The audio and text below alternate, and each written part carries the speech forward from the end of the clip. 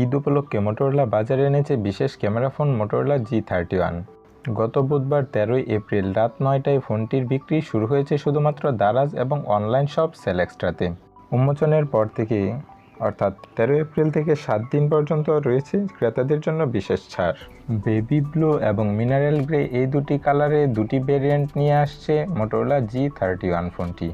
এর একটি 4GB RAM এবং 64GB রম, যার দাম হচ্ছে 18,999 টাকা। তবে অফারে এই ভেরিয়েন্টটির দাম এখন 16,999 টাকা এবং অপর ভেরিয়েন্ট 6GB র্যাম এবং 128GB রম, যার দাম 21,999 টাকা। তবে অফার মূল্য হিসেবে থাকছে 19,699 টাকা। তো বন্ধুরা, এবার চলুন দেখে নেওয়া যাক এই ফোনটিতে কি রয়েছে, অর্থাৎ এই ফোনটির স্পেসিফিকেশন। এই ফোনটির ডিজাইন এবং বিল্ড কোয়ালিটি নিয়ে বলতে গেলে এই ফোনটি পুরোপুরি প্লাস্টিক বিল্ড এবং এই ফোনটির ওজন 181 গ্রাম। এই ফোনটিতে ডিসপ্লে হিসেবে রয়েছে 6.4 inch full HD plus AMOLED প্যানেলের ডিসপ্লে এবং এই ফোনটির ডিসপ্লেতে পিপিআই ডেন্সিটি হিসেবে রয়েছে 411 পিপিআই। এই ফোনটির ডিসপ্লে সেকশন থেকে মোটামুটি ভালোই একটা পারফরমেন্স পেয়ে যাবেন। তবে এতে যেহেতু অ্যামোলেড প্যানেলের ডিসপ্লে রয়েছে, অর্থাৎ কন্টেন্ট ওয়াচিংয়ের ক্ষেত্রে আপনারা বেশ ভালো একটা ফিল পেয়ে যাবেন। এই ফোনটিতে অপারেটিং সিস্টেম হিসেবে রয়েছে অ্যান্ড্রয়েড 11।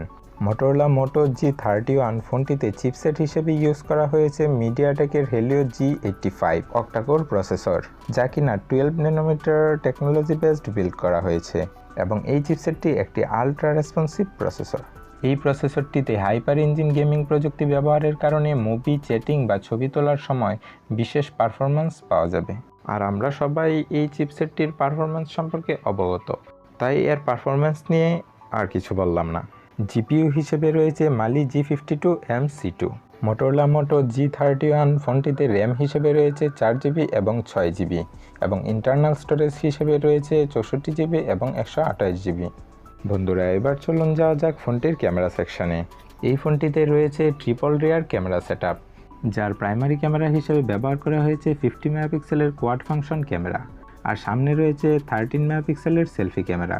ক্যামেরায় কোয়াড পিক্সেল প্রযুক্তি ব্যবহারের কারণে এটি যে কোনো ধরনের আলোতে ভালো কাজ করবে। এই ফোনটির রিয়ারে 50 মেগাপিক্সেলের প্রাইমারি ক্যামেরা ছাড়াও আরও রয়েছে 8 মেগাপিক্সেলের আলট্রা ওয়াইড ক্যামেরা এবং 2 মেগাপিক্সেলের ম্যাক্রো সেন্সর।